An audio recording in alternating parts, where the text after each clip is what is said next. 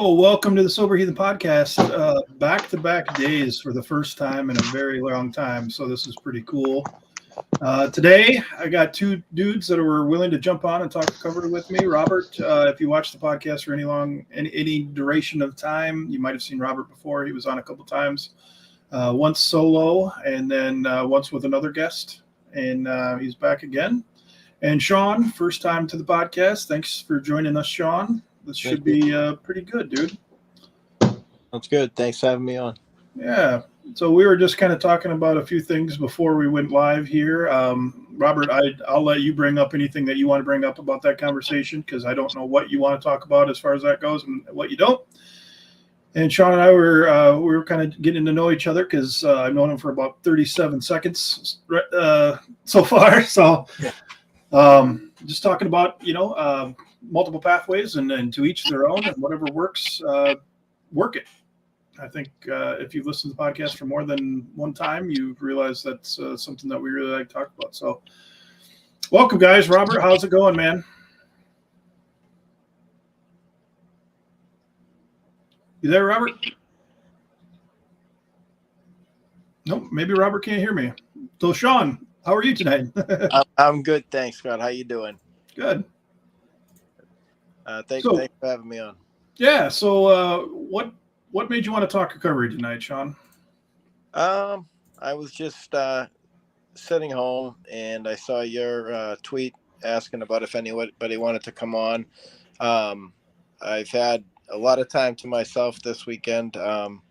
My girlfriend's away. My two kids are away with their mother. And to be honest with you, it's been kind of a much needed weekend to myself. One thing I really value is my alone time. But it can be a double-edged sword for me in the past. It's often the times when I get myself into the most trouble. But that being said, this was kind of a good alone time because I've had a few slip-ups, but I got sober again. I've been in a really good stretch here. I've been working out a lot. I ran a lot this week, and I've just been kind of doing a lot of the things that I want to always be doing, but I'm not always as disciplined as I should be. And I was really looking forward to this weekend because when I'm not doing the right thing and I'm using substances, that alone time, I think it's going to be fun, but a lot of times it's not, and it ends up making me feel really low and really bad about myself. But this weekend, like I said, I ran yesterday, I ran this morning, I did some volunteer work this morning. I saw some family. And that's just been great because one of the things I tend to do when I am using substances is I avoid people, I avoid places. I spend a lot of time by myself, a lot of time in my own head. And this has just been a real welcome time to myself this weekend. And so I think that's maybe why I was, inspired to respond to your tweet because I'm feeling really good about myself. And those are the times that I like to share. I like to meet new people. And I think that's why. Yeah, I'm glad you did, man. So we talked a little bit about this last night too, like that alone time.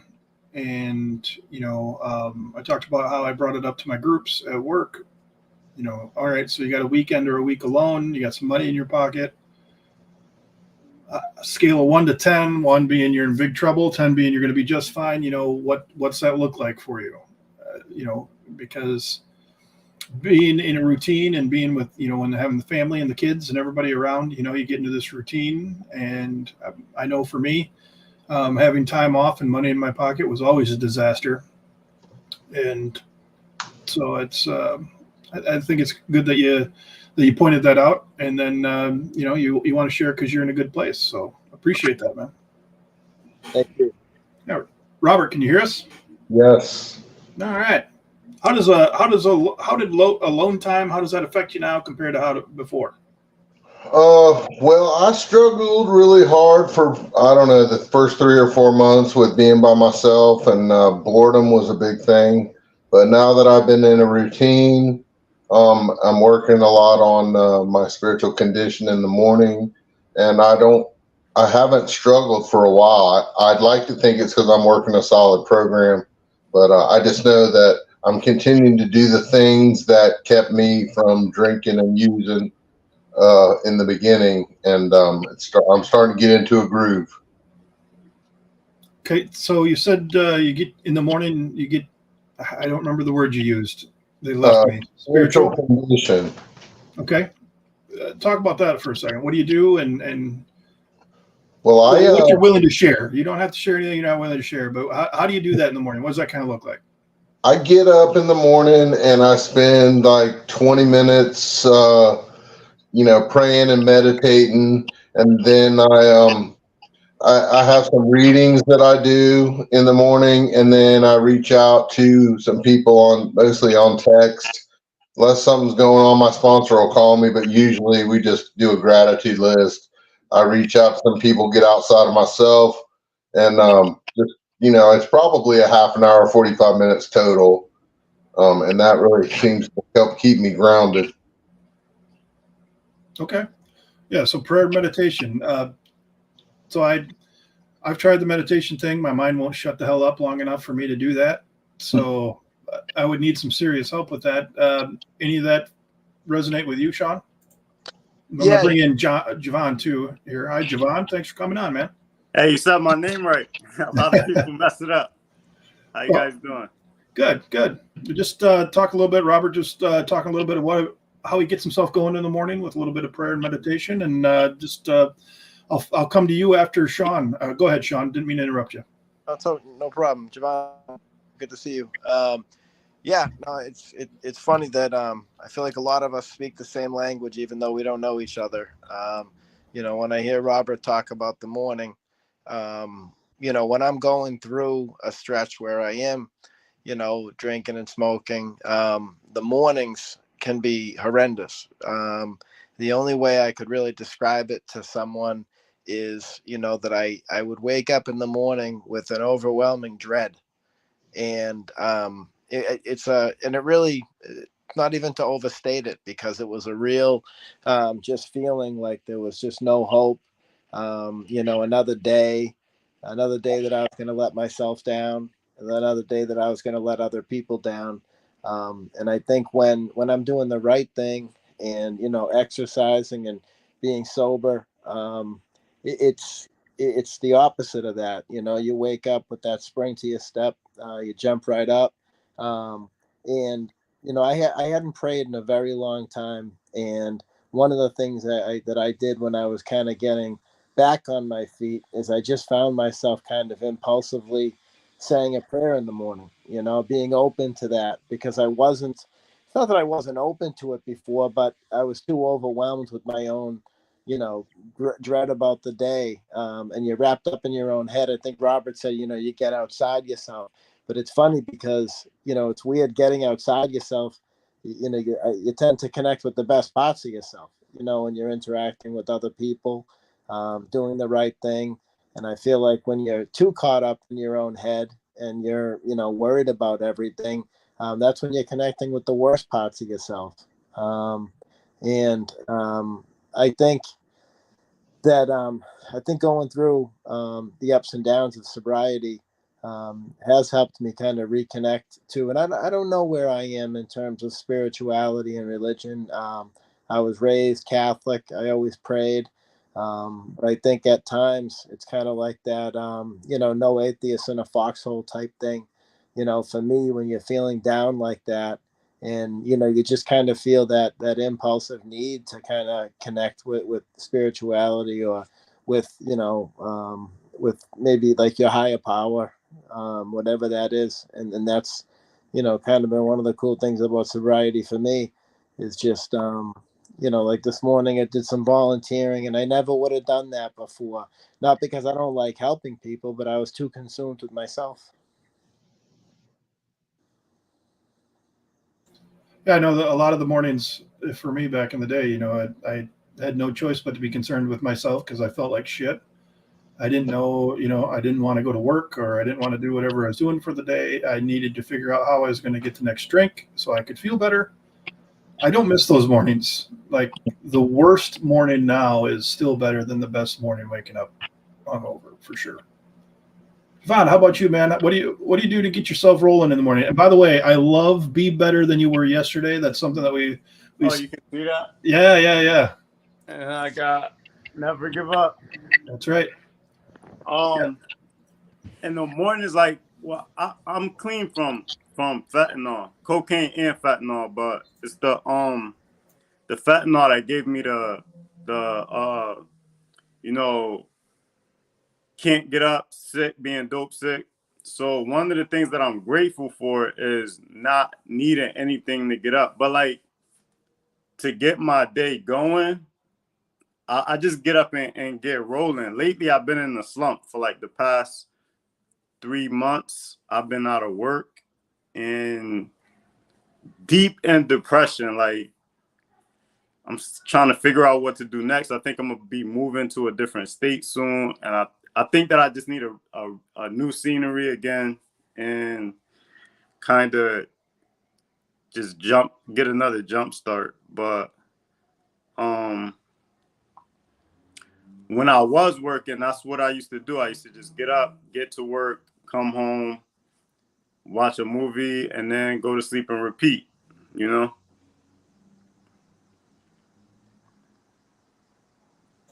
Sorry, I'm trying to manage the mute button here to try to make sure that not getting any background feed. But yeah, thanks for sharing that, man. So yeah, sometimes you need to change people, places, and things, right? We've all heard that before if you've ever been into a meeting.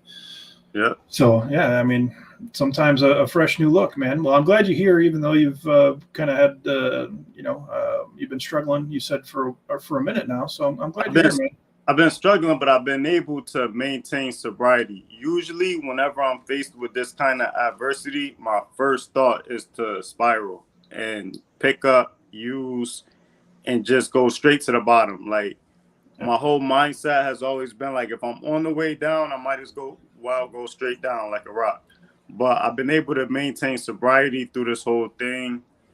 And I'm looking forward to like getting a fresh start with the sober mind because I've never had that before. Every time I've had to rebuild, it's always been 2 months of withdrawals, you know what I'm saying? and then even starting with like a foggy mind, you know how there's lack of sleep, no sleep at night. So I think starting with a fresh start, I'll be able to build a solid foundation. I think with this, in the beginning of my recovery, I tried to take on too much responsibility too fast, and I wasn't able to build that rock solid foundation under me. So it was kind of always unsustainable. But moving forward, I'm going to try to build somewhere different with a rock solid foundation so that one mistake, one job won't send me into a collapse and everything's collapsing around me, Absolutely, man. And that you bring up something that we can segue right into is doing too much too fast. You mentioned that when you're doing this, I have a guy recently that came into work and I told him probably 4 times now in the few times we sat down is, he's not quite a month sober yet. I'm like, rest.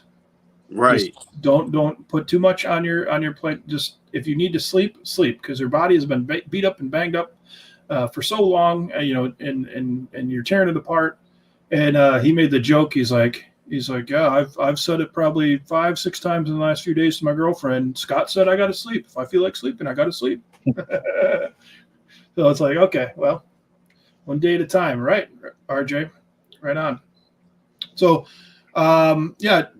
speaking a little bit about that, Robert, what's your thoughts on, it's really hard. People use a lot of words, like a lot of terms, like I'm in early recovery, I'm in long-term recovery, I'm in recovery. People use various things. How do you work yourself into it, Robert?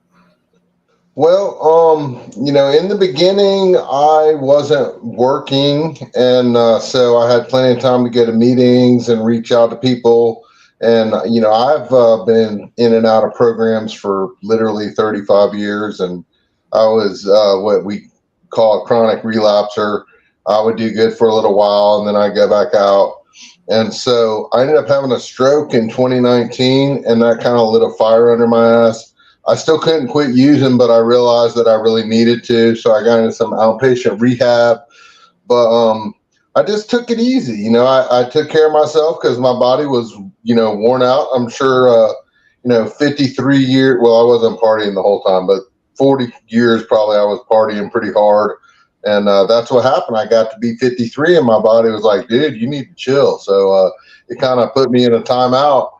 And I went to meetings. I learned to build a network of people to call. And that was the big game changer for me, is when I wanted to stay clean more than I wanted to get high, my ass would still catch on fire, but I'd call people instead of, calling the drug dealer.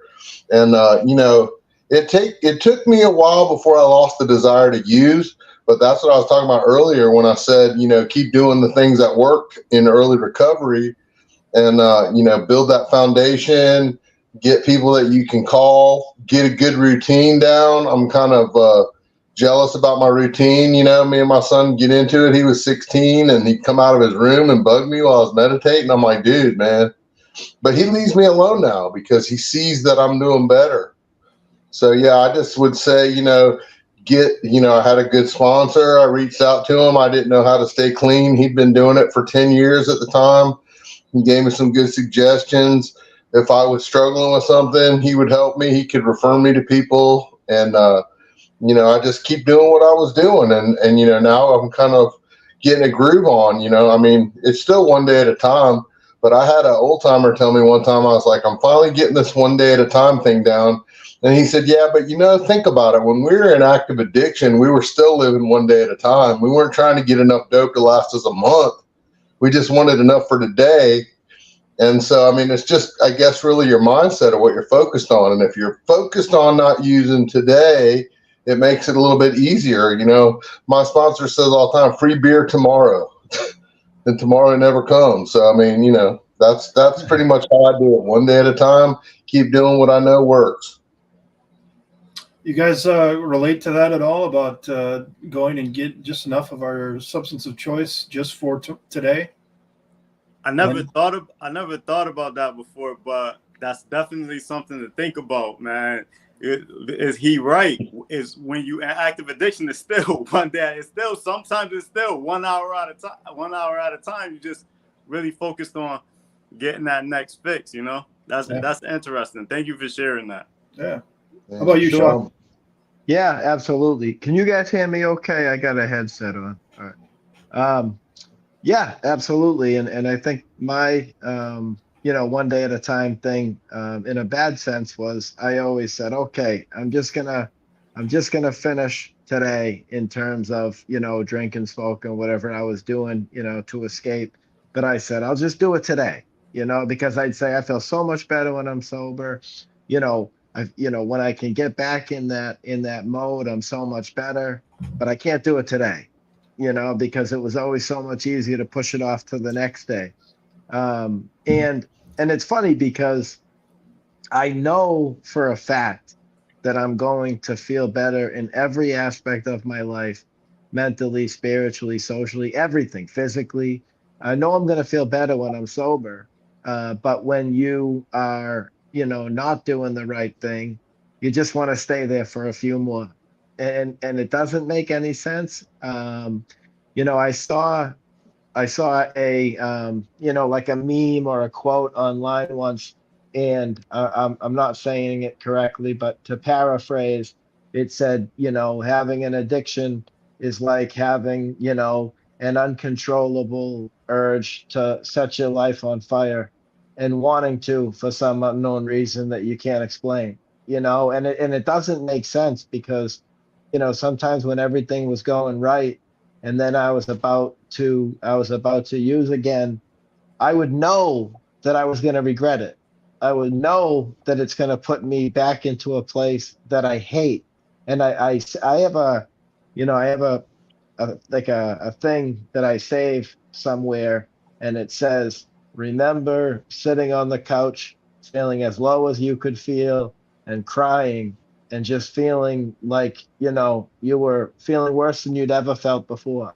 And then you say, don't go back there, don't play that back, but you do it.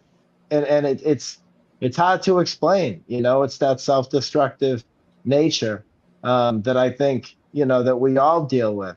It's that struggle with yourself. Yeah, that's who the war's against, right? It's not against anybody else. It's absolutely against yourself.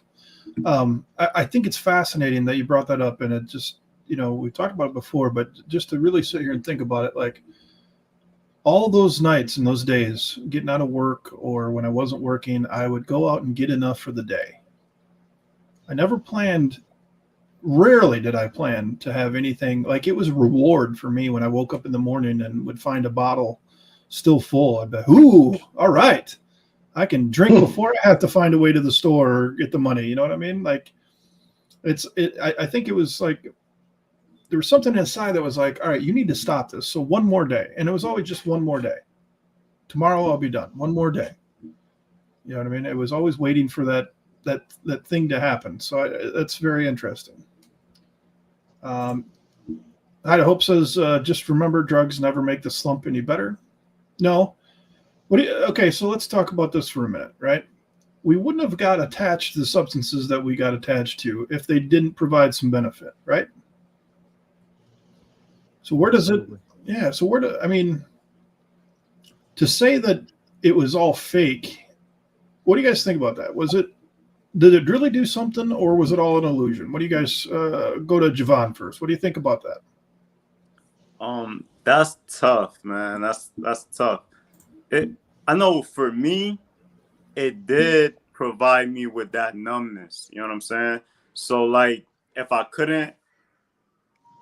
felt like that I wasn't functioning, and that's when my relapses always came. That's when, I started to get heavy into hard drugs, is when I was released from prison and I felt like I couldn't transition back into society. I felt like I couldn't operate what I thought was normal people. But now, after being sober for over 2 years, I realized that even normal people have tough days. Like, this shit is just hard. But, back then I would think that I just couldn't function, or I just couldn't cut it as a regular person. And drugs did numb me to that. And I think also kind of give me an excuse and make that lifestyle more comfortable, because you can't be 9 times out of 10, you can't be homeless and sober, So if I'm crashing out and I'm spiraling out of control, drugs did make that lifestyle a little easier to live. That for me,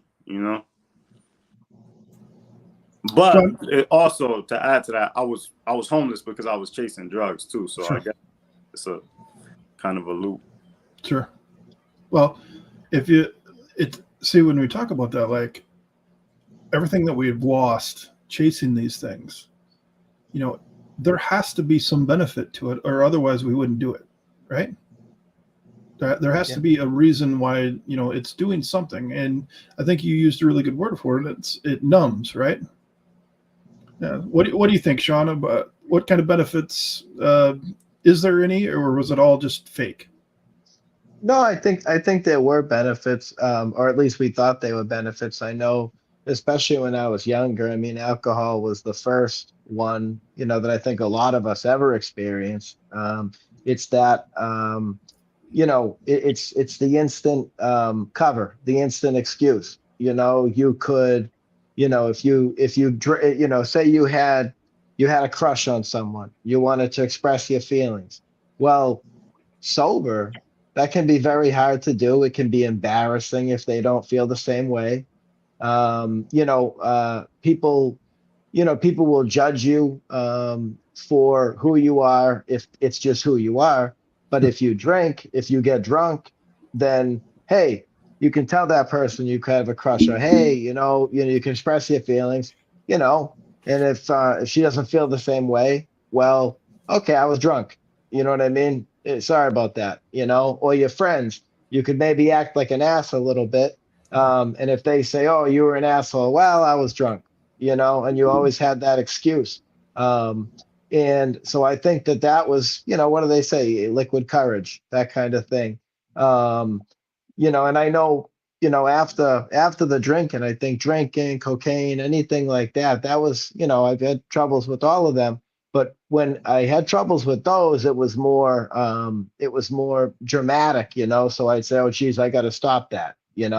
Whereas, when I tried to just smoke weed all the time, I mean, for me personally, what it did to me was it took away my motivation. I wasn't working out, which is a huge part of my life, and it's something that I love. But I wasn't doing that. I wasn't succeeding at work. I was pulling away from my family. I was neglecting my relationships, and but what I wouldn't think about all that because I could just sit at home, watch TV. I always thought TV shows would be better, movies would be better. The walk I was going to take is going to be better, if I smoke a joint or something. And when I get away from all that and I do, I don't do anything and I'm sober and I'm working out and I'm being myself. I always find that the experiences are actually better. And even though I thought they'd be, boring or I wouldn't be doing anything, because I wasn't on something, usually it was just the opposite. A lot of times I would have the best connections that I'd ever had with people, because they're genuine, and they're not the result of whatever substance you're taking to make what, a nervous situation more palatable. And so, for me, it's just been, I have a lot of regrets too, though, because I look back on certain relationships that I neglected, people that I neglected, things I wish I had done better. And I get caught up in that, but I then realize I can't do that, because you can only go from today forward. And it's just a motivation to try to be the best person that I can be.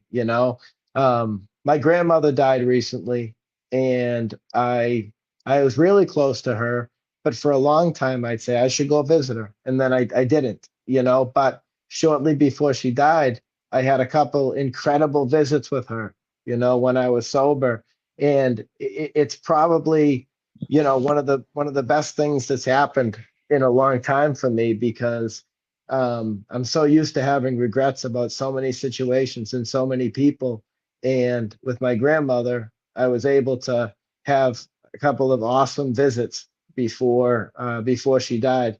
And we really connected. And I knew how much, she loved me. I would not have had those visits. I would not have had that connection if I had been on something or if I hadn't been, my sober authentic self. Yeah, dude, that's awesome. That's so awesome that you got that time with your grandmother in a sober way. Yeah, go ahead, Javon. I just wanted to add to the benefits because I've seen testimonies from other people like college kids that started with Adderall so that they could study, like people that started using opiates because they had some sort of pain meds at first. So just to add to like why some people, what benefits they get from using. Sure. Yeah, and a lot of times addictions will start because of an injury. I talk about my brother from another mother quite often, who caught himself on fire as a little boy, and burned half his body, and he started on pain meds to get through that, and that started a really shitty journey for him, and he had to have that. You know what I mean? He had to have them to begin with, and then he tried to shake it, and ultimately lost the battle. But yeah, sobriety has all kinds of gifts, man. And I'll go back to Sean too on that one. Like that's a great gift to have. My great grandmother died at 99, and I think it was in March of this year. And she saw me at my worst. She saw me crapping myself. She called 911 numerous times. And off I would go in this ambulance, and there was nothing she could do. She just had to let me go in this. She couldn't call and check on me. She was 99. You know what I mean? But when she passed, the last time I got to see her, I was stone sober, and she was my mom. And so she got to see that. So yeah, that's a gift of sobriety for sure. So That's awesome. yeah. So Robert, to bring the question back around to you, I'll rephrase it a little bit. What benefits were you getting from use that are no longer worth, or that you're not getting now if you were to? Well, for me, addiction was always a feeling disease, and I started using in my mid-teens, and I guess I had some childhood trauma, and just I was uncomfortable, and so when I found marijuana and alcohol, it kind of made me feel better for the time. I think it actually worked for a while, but over time, because those were formative years, I didn't really learn how to deal with things. So that when I got older, the only tool in my toolbox was, if I was mad, I got high. If somebody hurt my feelings, I got high, and that was just the only thing I knew how to do. And then, of course, I progressed into harder drugs. And it just got to the point where, it was like the juice turned off. I couldn't use enough to make it feel better. And, I was trying, and I was, just miserable still. And then I was just spending all my money and all my time, and it was interfering with my life, and everything was getting unmanageable. I still couldn't stop until I had a serious consequence. And then I, decided to really take recovery seriously. And, I had been around recovery enough. I knew what I was supposed to be doing, but I kept trying to modify everything and not only listen to suggestions I wanted to listen to. And, now that I'm actually working a program and got the spiritual connection and all that, I feel like the juice is turned on. Addiction's a selfish disease for me. So I was only thinking about myself and where I was going to get my next one from and how I was going to get money. And, now I'm much more focused on other people. I've been doing service. I have a job helping people in recovery. And, so it's the high that I was looking for my whole life, and I didn't even know it, and it's not killing me. So, it doesn't work anymore. And, it's like I've been told before, I can do anything if I'm willing to accept the consequences. And today I am not willing to accept those consequences. So I do what I have to do. And so far it's been working for me. I could go back out tomorrow, but, I don't want that anymore. So that's all I know. Yeah, so being born human is a fatal disease, right? Nobody survives this humanity diagnosis, right? So we don't need to rush it, right? We should probably take our time with this experience, right? So I want to take what some of you said, Robert, and I'm going to go over to Sean. Sean, do you think this is, because Robert used the words feeling disease? Is it thoughts or feelings that get you into addiction? Which one, if you had to pick one and say which one comes first, which one would you think? Feeling Okay. for me, because it's because that's the temptation, and it's a feeling that comes up inside you. And even though that morning when you woke up, you said, I'm not doing it again. I'm going to do the right thing. I'm going to live right. And then throughout the day, this feeling starts to creep up, and it says, well, basically what it's saying is today will be different. Tonight will be different. I'm going to be able to do it tonight, and it's going to be better than last night. And, I think that's the lie that you tell yourself. It's not thoughts, because yeah, you can have irrational thoughts, but I usually associate thoughts with rationality. And if you think about it rationally, then why would you ever do it again?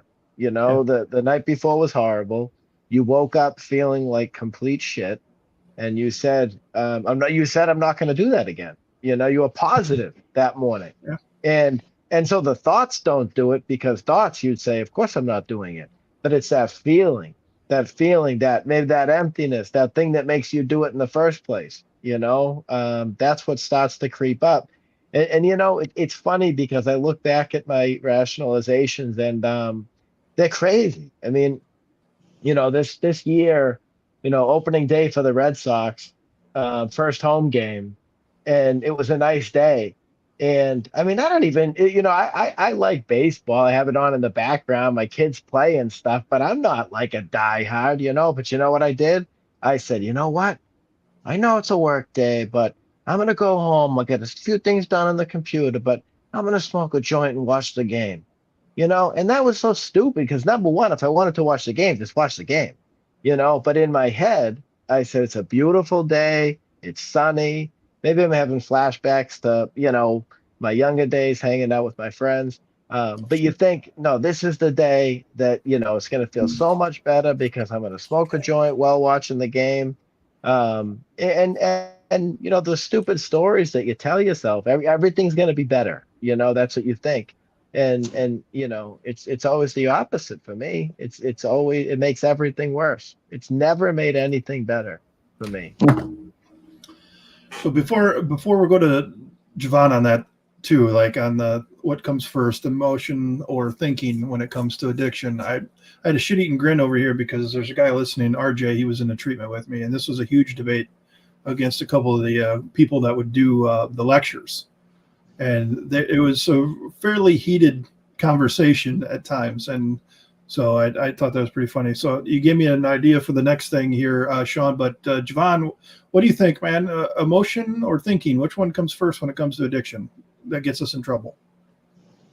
I think for me, it's thoughts. Okay, all right. It is, but I will say, when you first asked the question, that was the first thing that popped in my mind. I'm like, I'm an overthinker. As soon as I started getting these crazy thoughts, that's usually when it happens. But Sean did kind of, sway my opinion a little bit. I'm like, because that makes sense. Because if you thinking rationally, you would never do that, right? So I guess it's just when I'm feeling super low, and maybe the those thoughts follow that. So I think now I'm a switch. I think it's definitely feelings, because those thoughts never come when I'm feeling great. Like, oh, I'm having a great time, let me just ruin my life real quick. It's usually like when I'm feeling low, I'm bummed out, and then it's kind of like, well, we might as well. But so yeah, I would say feelings. So something, and that's hilarious that you were going thinking to start with. That's awesome. We talked about this in my groups too. It's like, imagine how different your life would be. It would suck, but imagine how different your life would be if you removed emotions from everything. We wouldn't eat shit. I'd never touch Doritos again because there's no benefit from it, right? But they taste good. They make me feel good. Same thing with soda and all these things. They make me feel good. And if I took those feelings away, I would eat only when I needed to eat. You know what I mean? There wouldn't be any overeating or doing any of these things. It's just amazing to me. And it's like, it has to be feelings, because how many times have you heard somebody say, I have no idea why I did that. I wasn't thinking. I just did it. I just lost my cool. I wasn't thinking. It's because those emotions are instant. Thinking, I think, takes time. And so when the emotions get out in front, then our thinking just follows through with the lead, and it gets the fuckets. Tomorrow I'll do it. Wake up in the morning. I feel like shit. I'm never drinking again. And then all of a sudden it's 5 o'clock. You're getting out of work, and it's like, okay, tomorrow I'll do it because I want to feel good. I feel like shit. I'm tired. I'm angry, lonely. All those things. Halt, whatever. If you're familiar with that, hungry, angry, lonely, tired, right? So yeah, I'm glad that came up, because that was pretty cool, especially when it got around to Javon and the thinking part. So anybody got anything to add to that before I throw out the next one?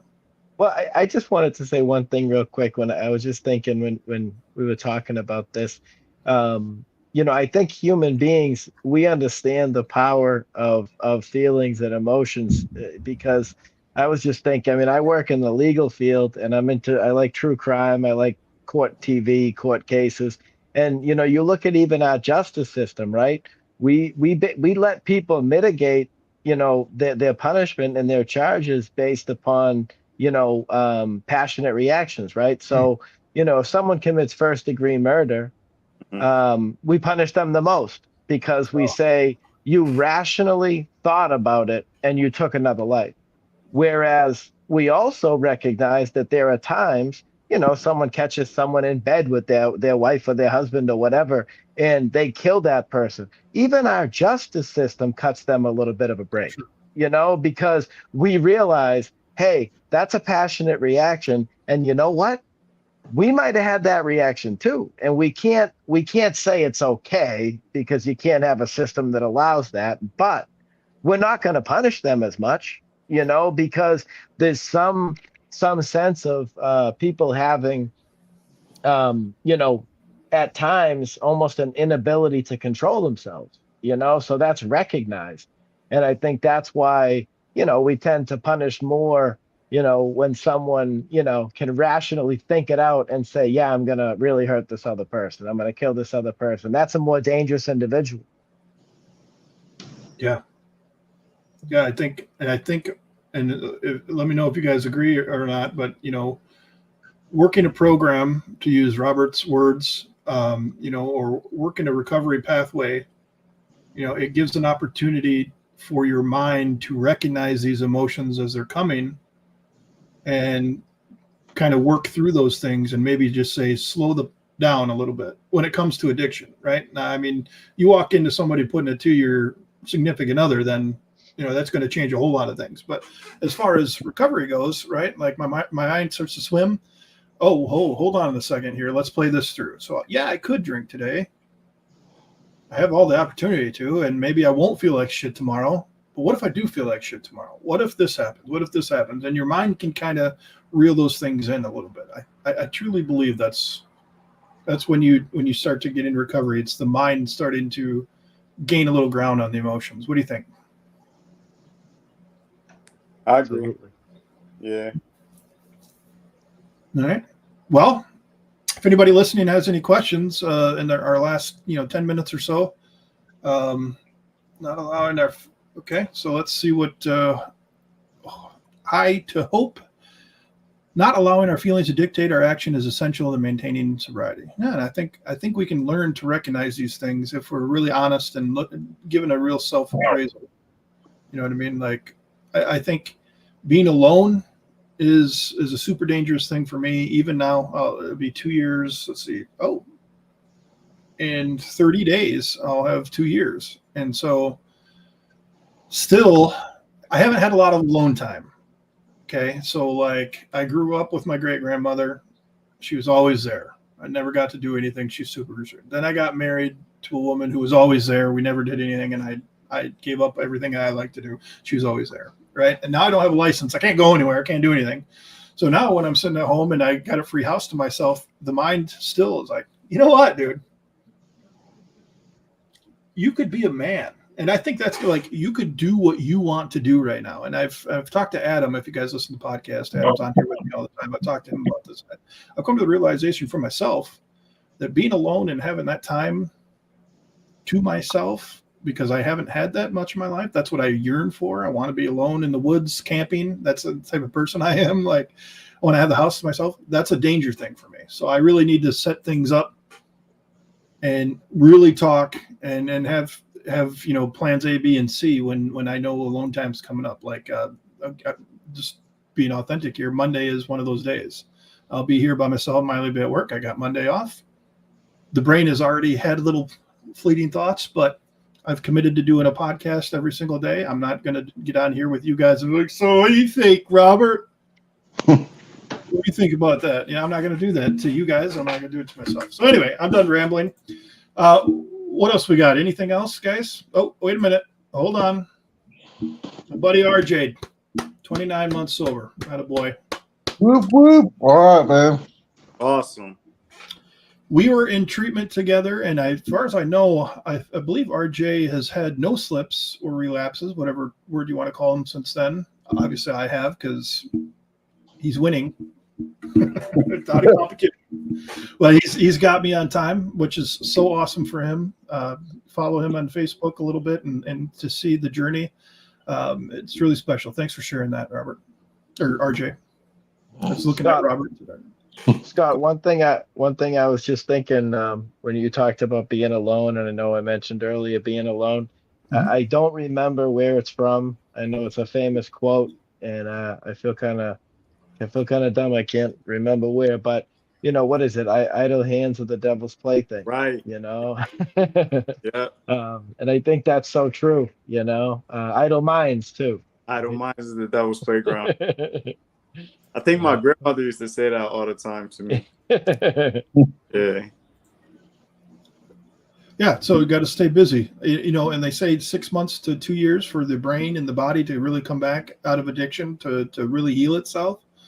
So, I mean, you got to recognize that too, and know that there's still a weak spot. I mean, my brain was slosh, you know what I mean? And so I'm coming up, with 30 days left to go. Hopefully that just keeps getting stronger. So yeah, not a single relapse for RJ, man. Fucking awesome, dude. So proud of you, man. You're going to have to be on one of these screens here pretty soon, RJ. You're not going to keep escaping me. All right. Well, let's just anything in closing. We'll start with Robert. Well, it made me think of something when he was talking about something. Sean was talking about something that he heard. There was a lady in the rooms that used to always say that her goal was to be spiritually led instead of emotionally driven. And I never forgot that. So yeah, emotions definitely drive my stuff. Spiritually led as opposed to emotionally driven. Yep. I like it. Damn. All right. What you got, Javon? Anything in closing, man? I just want to say that I needed this. I appreciate you for having me on.